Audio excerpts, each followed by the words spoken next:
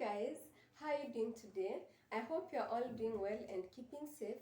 My name is Stella Simon and I'm a clinical nutritionist. I would like to welcome you back to my YouTube channel. Thank you so much for the love. Thank you so much for the support. I'm so grateful to you.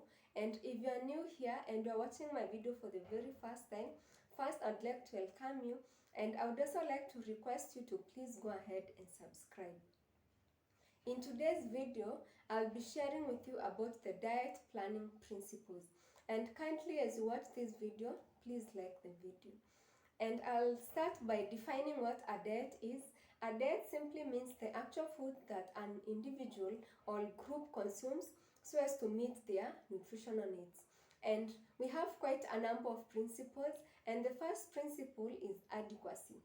This simply means that a diet should be able to provide your body with all the nutrients that are needed and in the correct proportions.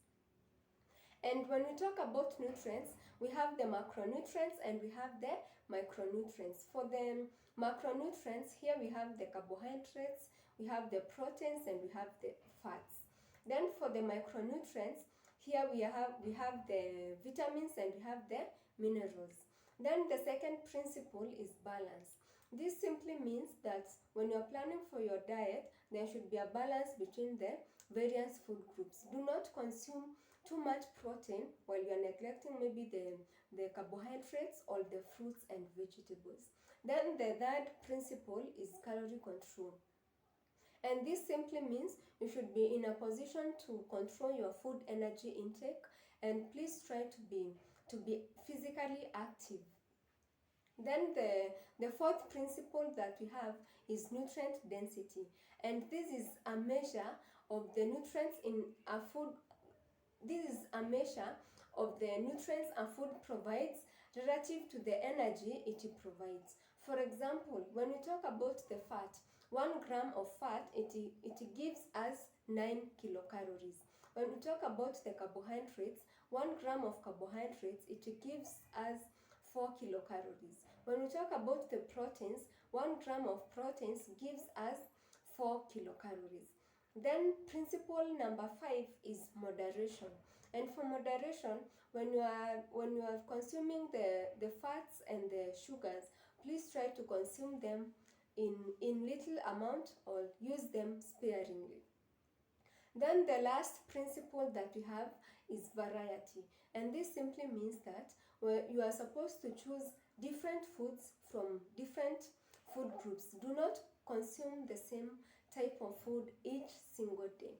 Then I'll share with you about the food pyramid, which is a very important tool when it comes to planning for your diet, so that you can be able to understand when we talk about the carbohydrates, how many servings or how much of the carbohydrates are you supposed to consume, and so that you can also know the various food groups that we have. And I'll start from the breads, cereals, rice, and pasta. This one you're supposed to consume 6 to 11 servings per day. And we also have other foods which are in this group. For example, we have the potatoes, we have the cassava, we have the arrowroots, we have the chapati, and we have the pumpkins. When it comes to the chapati, the serving should be 1 small chapati.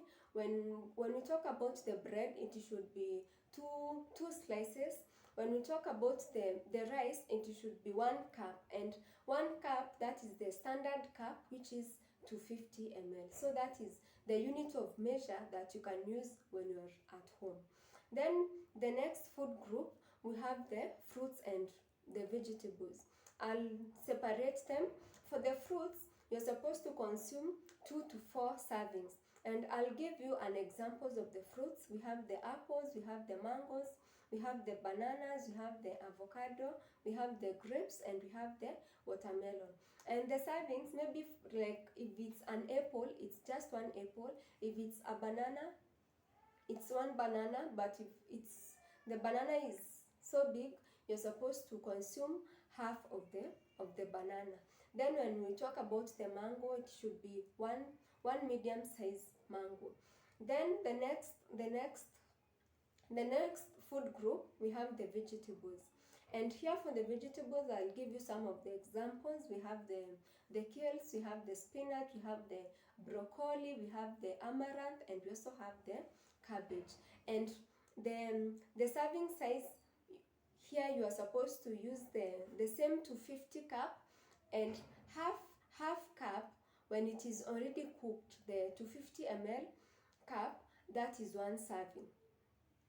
And for the vegetables, you're supposed to consume 3 to 5 servings per day.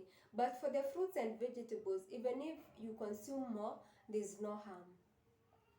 Then when we come to the next food group, we have the milk and dairy products. And this one you're supposed to consume 2 to 3 servings per day. And for the milk, the serving which you use is still the standard cup, the 250 ml cup. But if you're buying, if maybe it is a packet, the unit of measure which you can use is the 250 ml packet if it is for the milk. Then when we come to the dairy products, here we have like the yogurt, you still use the 250 ml package. Then the next food group, we have the meats, we have the poultry, fish, and eggs. And here you're supposed to consume 2 to 3 servings per day. Then when it is, if it is the egg, you consume just 1. If it is the fish, if it is the small fish, you can consume 1. If it is large, you can consume maybe half of the fish. Then when we talk about the meat, it is 1 serving spoon. Then the last food group that we have is the fats, the oils, and the sweets.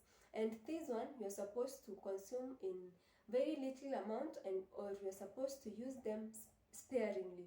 And when it comes to the fats, we said that the